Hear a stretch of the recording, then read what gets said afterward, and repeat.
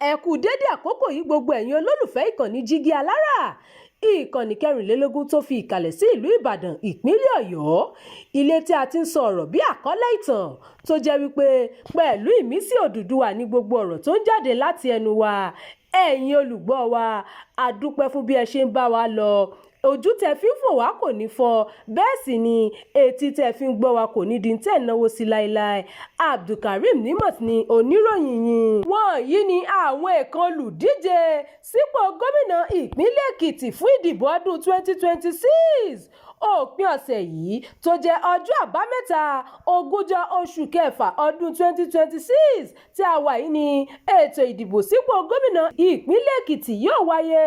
Onírúurú ẹgbẹ́ òṣèlú ló ń kópa nínú ètò ìdìbò náà, àmọ́ àwọn ẹgbẹ́ òṣèlú ọ̀hún gbajúmọ̀ ju ara wọn lọ. Lára àwọn tó ń díje ni Bíọ́dún Oyèbániji nínú ẹgbẹ́ òṣèlú APC, Olúwọlé Olúyèdé nínú ẹgbẹ́ òṣèlú PDP àti Olúwadárebéjídé nínú ẹgbẹ́ òṣèlú ADC. Fún gbogbo àwọn olóṣèlú mẹ́tẹ̀ẹ̀ta yìí, onírúurú ìlérí ni wọ́n ti ṣe fáráàlú tí wọ́n bá dé orí àlééfà. Púpọ̀ àwọn ìlérí náà jẹ́ ohun tí yóò ṣe àwọn èèyàn ìpínlẹ̀ Èkìtì láǹfààní tí wọ́n bá lè mú ìlérí wọn ṣẹ. Wàyí o, àwọn ìlérí náà jọ ara wọn bó tilẹ̀ jẹ́ pé ẹgbẹ́ òṣèlú wọn yàtọ̀ síra wọn. Ẹni àkọ́kọ́ ni Bíọ́dún Oyèbániji nínú ẹgbẹ́ òṣèlú All Progressives Congress APC.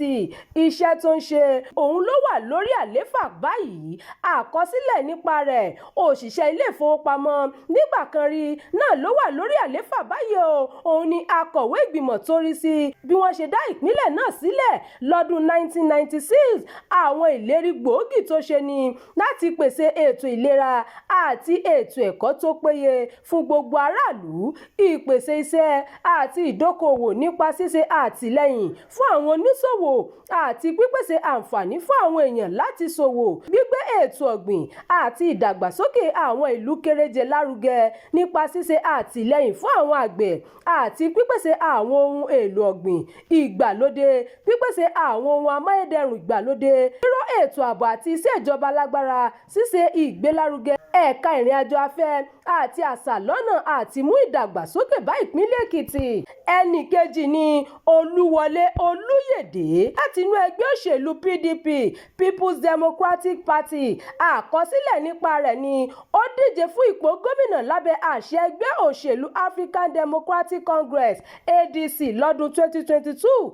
Àmọ́ olùlẹ̀ àwọn ìlérí gbòógì tó ṣe ni ìpèsè iṣẹ́ láti mú kí ọrọ̀ ajé gbèrú nípa ṣíṣe àtìlẹ́yìn fún àwọn oníṣòwò, ṣíṣe àtúnṣe sí ẹ̀ka ètò ọ̀gbìn ní ọ̀nà ìgbàlódé àti ìrónilágbára fún àwọn obìnrin àti ọ̀dọ́, ìpèsè ètò ẹ̀kọ́ tó péye fún gbogbo aráàlú nípa ṣíṣe àtúnṣe àwọn ilé ẹ̀kọ́, ṣíṣe ìdánilẹ́kọ̀ọ́ iṣẹ́ ọwọ́ àti ìpèsè ilé ìwòsàn ìgbàlódé káàkiri àwọn ìlú kéréje, ìpèsè àwọn ohun amáyédẹrùn ìgbàlódé nípa ṣíṣe àtúnṣe sí àwọn òpópónà, iná mọ̀nàmọ́ná àti ìpèsè omi káàkiri àwọn ìlú kéréje, ìpèsè ààbò tó péye fún gbogbo olùgbé ìpínlẹ̀ Èkìtì.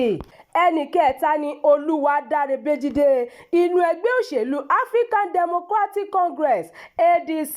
Àkọsílẹ̀ nípa rẹ̀, òun ni aṣojú ìjọba Nàìjíríà sí Canada tẹ́lẹ̀ àti akọ̀wé ìjọba ìpínlẹ̀ náà. Àwọn ìlérí gbòógì tó ṣe ni kíkó àwọn ohun amáyédẹrùn lọ́nà àti mú kó rọrùn fún àwọn aráàlú láti máa rìnrìn àjò láti agbègbè kan sí òmíràn, ṣíṣe ètò ọ̀gbìn jí nípa ṣíṣe àtìlẹ́yìn fún àwọn àgbẹ̀, mímú àdínkù bá ìṣòro ètò ààbò tó dẹnu kọlẹ̀ àti dídáàbò bo gbogbo aráàlú, ìpèsè iṣẹ́ fún aráàlú àti mímú ayédẹrùn fún àwọn oníṣẹ́ àdáni láti gbòòrò sí i. Ìròyìn fún ti àkókò yìí kò ní jù báyìí lọ. Ẹ má gbàgbé láti tẹ̀lé ìkànnì yìí, ẹ máa bá wa pín ká kí ẹ sì fi èròǹgbà yín sí abala àríwísí. Jígí Alára. Bàbá ló gudu. Èmi ní kí n wá ṣàlàyé fún yín pé àwa ti ń lọ ni. Èmi àti ìyàwó mi a ti ń lọ. Òun ni wá ṣàlàyé fún yín. Ó ti jáde ooo. bàtà bàbá mi ni. Bàtà bàbá ẹ̀. a retí láti ìjọ ẹ̀. Ṣé ti pín ogún bàbá yín? ọ̀rọ̀ pé wọ́n pín ogún bàbá mi kó wà ní bàtà bàbá mi tó fẹ́ ṣò ní Jígí Alára TV ó ti jáde sórí YouTube o. ó ní lọ sọ. Ṣé ní pọ́n ṣe ní gbogbo aláyé.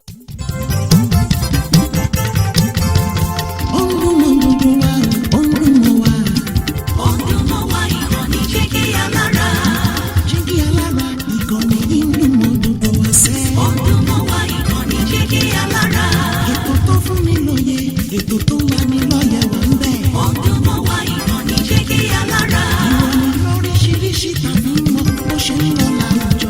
ọdún mọ́ wá ìkànnì Jígí Alára. ìkànnì Jígí Alára.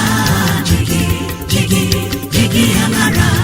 Jígí Alára. Jígí Alára. ìkànnì Jígí Alára 24 bàbá gbogbo.